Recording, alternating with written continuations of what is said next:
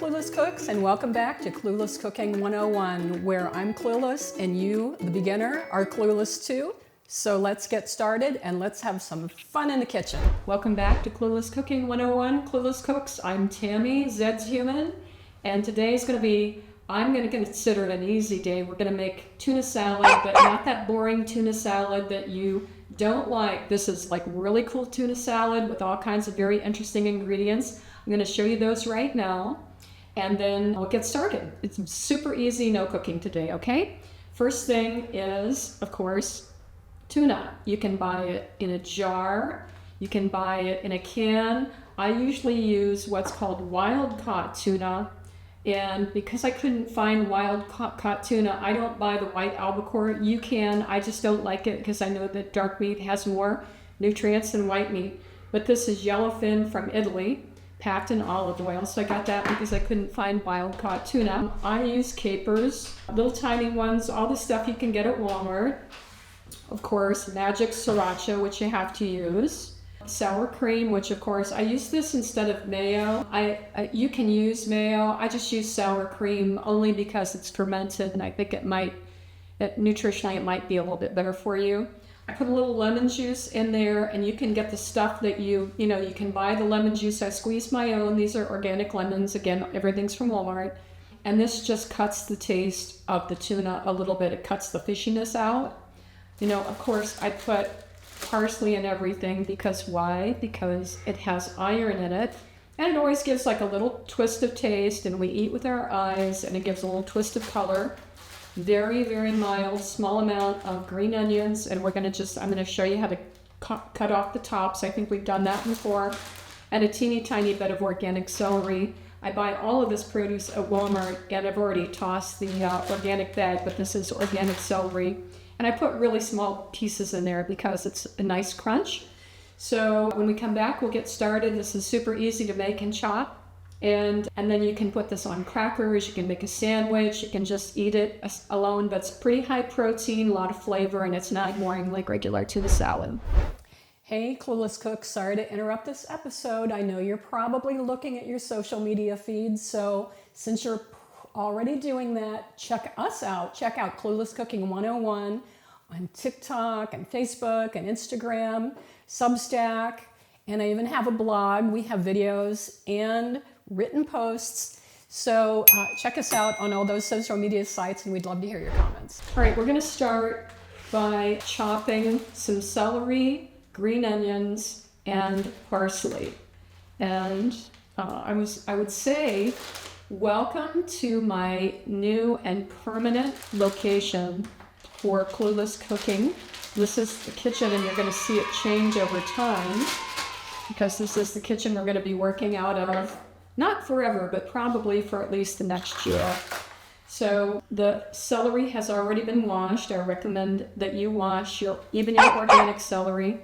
And I always cut the tops off of it, which I've done here, and I'm going to toss these tops. And I'm going to take, the way that we're going to do the celery on this one is I'm going to take a couple of pieces off, whole stalks, and then I'm going to cut the bottoms off and the tops, which we already did the bottom, so I'm going to do the tops. That's what you get. And I'll wash it again because I still see some dirt on there. Okay, so when I chop celery, I cut it, what's that called, vertically? I cut it lengthwise, let's say that, so that when we chop it, we get smaller pieces. And 3 stalks might be too many because really what we're looking for is probably about a 1/4 cup of celery. If you get a little bit more or a little bit less, it's okay. And if you want more crunch or no crunch, you can add more or add it not at all. And I'm not really as fancy a chopper as Carl from our previous 2 episodes because she's a real chef.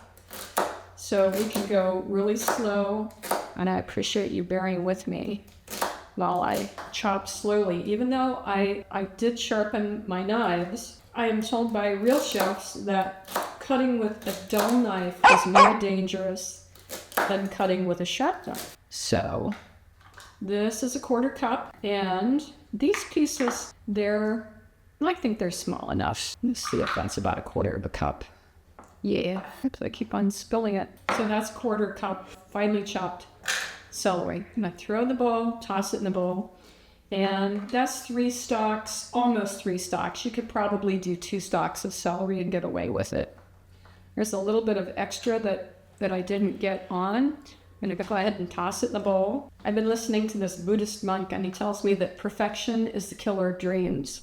So we're gonna try to get around 1/4 cup of these things. Same thing with the chopped parsley. It's already been washed. And this, after I chop it, of course I take it right off the top. It's probably the wrong way to do it, but we don't really care. And we eat the stems because there is nutrition in the stems. I did learn this from watching a couple of cooking shows. This is how you make slightly smaller pieces. So those are really good. You can also use dried parsley if you want. I don't know if you have to use if you use a 1/4 cup, because I try to buy fresh. They have it at Walmart in the produce section all the time. They have parsley and cilantro both. So I try to use those rather than dried stuff, because it's my understanding that dried herbs require using more than fresh, because you lose a little bit of the flavor when you use dried herbs. Okay, so let's see if we have about a 1/4 cup. Yeah, press it in there, squish it in there. So there's a 1/4 cup of chopped fresh parsley. It is not organic. I couldn't find organic. I've never been able to find it except for one time. That was last year, and I'm probably just going to look at the wrong place. Okay, now we're going to do the green onions. We're just going to use the tops of green onions, and these have not been washed. They are organic, but we're going to rinse them off. After we cut them, I give them a little haircut so they're even, better for chopping. And you can use regular onions. I just use green onions because I like the way they look in there, and they're a little bit milder. And I know that there's like a vegetable brush and all that stuff. You absolutely have to use it if you don't buy organic, because sometimes there are bad guys that live on even fruits and vegetables, that particularly if they're not organic. But I just rinse them. I am told it's the P word, that there are parasites on there because they live in the soil. It's just natural. So we try to avoid those because it just sounds creepy. I don't think that we should consume parasites if we don't have to. And if it's just rinsing off some stuff or washing it, no biggie. All right, here's smushed in there. Here's a 1/4 cup of chopped green onions. Boom. In there, lots of green stuff. And then we're gonna put some capers in there. This is what capers look like. You buy them on the aisle with the pickles and the olives and stuff like this. I have to dig them out with a spoon or a fork, one of the two. Yep, I can get a spoon. This is what a caper looks like. They're teeny tiny little green things. They're very salty, because I try not to use any salt in my tuna salad. So I put something in there that's salty. There's a tablespoon of capers. Let's do 2 tablespoons of capers, because I like big flavor. Normally I just sort of spoon them in. I used to go to this Mediterranean restaurant in Fort Myers, Florida. It's no longer in business. And they made what was called spaghetti puttanesca. And the sauce was all these different olives and capers. I don't know if it was in a tomato sauce or whatever, but it was fabulous. And so I ordered it every time I went in there. And the owner, who was very friendly, got me a jar of these capers. It was like this big, and they were called cherry capers. They had long stems on them, and they weren't teeny tiny like this. They were really big, and they tasted divine. I just ate them as a snack. They were really good. Okay, throw that stuff in there. Next is sriracha, and I get a little heavy-handed with it, so we're just going to do 1 teaspoon of sriracha. And as Carl said in the last episode, because she thought she was a sriracha wimp, sriracha just brightens the flavor of everything. It creates, I guess, maybe a little bit of heat, but not enough to turn it off. And if you decide that you don't want it or like it, just don't add it. Okay, last thing before we add the actual tuna and some sour cream to mix it up. Oh, other than pepper, I forgot the black pepper. You know me, I like pepper. We're gonna do 1 teaspoon I'm running out. This is organic black pepper. I get this at Walmart. We're just doing that because, again, we don't really like boring tuna salad. And this is very high protein for you keto and gluten-free people. It's also very high fiber because of all the veggies and whatever herbs or spices or whatever those things are called that are in there. Okay, now for some lemon juice. And lemon's just going to cut the taste of this tuna a little bit.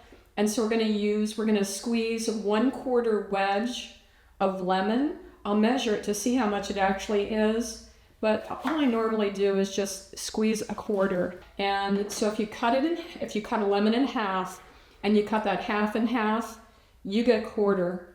And I'm even going to go a little bit further with it than this. Make sure that you get the seeds out. You can't always do that, but pick them out because they're really no fun to discover when you take a bite of your tuna salad. So, whoops, I was going to measure this. That's a tablespoon. Yeah. So 1/4 of a lemon appears to be about a tablespoon of lemon juice. And once again, just try to not get those seeds because they're really not a pleasant surprise when you bite into them.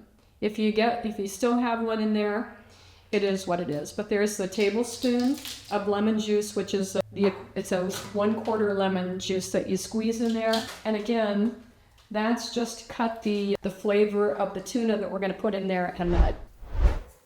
Hey, Clueless Cooks, another interruption. If you will check out my website, which is cluelesscooking101.com, I'd really appreciate it. We have a blog with some recipes, and we also are going to have merchandise coming up soon so that you can have a cool apron like mine. But in the meantime, just check out our website, and I'd really appreciate it. We'll see you there. Okay, you know my friend sour cream, using that instead of mayo, which you can use a 1/2 cup of sour cream. And of course, I just get this generic stuff at Walmart because it's in the dairy section. So I'm gonna put that in here. And I'm gonna put that in after we put the tuna in. I'm gonna drain it off a little bit. There's some olive oil in this. And I'm gonna drain it off just a little bit. Be right back. And the reason that I wait until the last to put in the sour cream is that some people we're gonna call it a creamier tuna salad. Some people prefer it drier. And so we're just gonna do whatever you like. I'm gonna see if this will just pop in there, yeah. And you can see that this is not white albacore. This is, I don't know what kind of, it's yellowfin tuna, but it's not the white kind. And this has more flavor than the white kind, but it's sort of like chicken breasts. They don't have as much flavor, as much nutrition as the dark meat in chicken, but some people eat them maybe because they don't have flavor and nutrition. I'm not really sure. Okay, so there's your yellowfin tuna, and just break it up a little bit. It's not quite as solid as white albacore, but it's you still have to break it up. But fish tends to break up much easier than other kinds of protein like chickens or meats. So we're just going to break it up a little bit and then try to use my finger, which, restaurants and real chefs never do, I don't think. And then we're going to put in, okay, this is what it looks like. It's pretty ugly. But now we're going to put in the sour cream. And I've used about 1/2 of the 1/2 cup. I'm going to see what happens with that in terms of the consistency. The other day I was talking to a guy who was telling me that his fiance makes the best tuna salad ever. And the poor guy, my heart went out to him because his fiance uses the cheapest can of albacore tuna that she can find, and a couple of tablespoons of sweet relish and some cheap mayo, and he thinks he died and went to heaven. I'm like, he doesn't even know, but maybe he's okay with boring tuna salad. I'm gonna put the rest of this in. So you need, I would say, if you want like an average consistency of tuna salad, let's just say that 1/3 of the cup will probably do it. But we're gonna say put a 1/2 cup in there, and you can use as much of it or as little of it, again, as you want, because we're about approximations. So approximately a 1/2 cup. All right, so on some cooking shows, they make it look really pretty and really tidy. But that's with a lot of cleaning up and fresh container, and they try to trick you into thinking that that's how you should be cooking, or you should be preparing stuff, because this really isn't cooking, this is preparing something. And so that's what you have. This is like tuna salad that's got all the ingredients in it. Now we're just going to do a taste test, and since I don't have a sidekick today or a sous chef,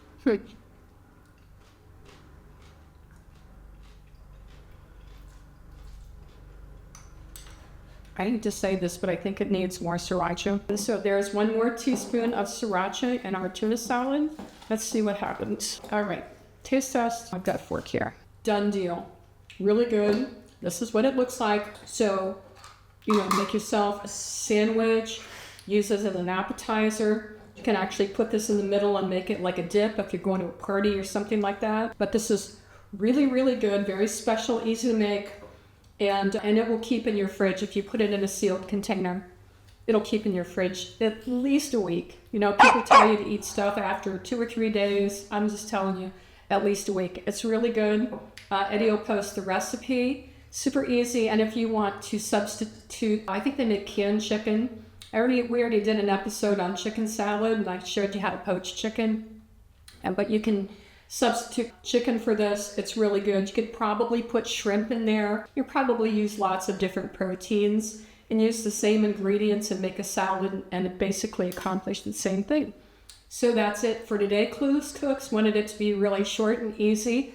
And if I haven't said it before, put it on crackers. Something that you can do for really pretty appetizer. If you want to do this for yourself or for guests or whatever it is, you can take a cucumber and slice the cucumber and pop a little tuna salad on top of it. I guess I should show you.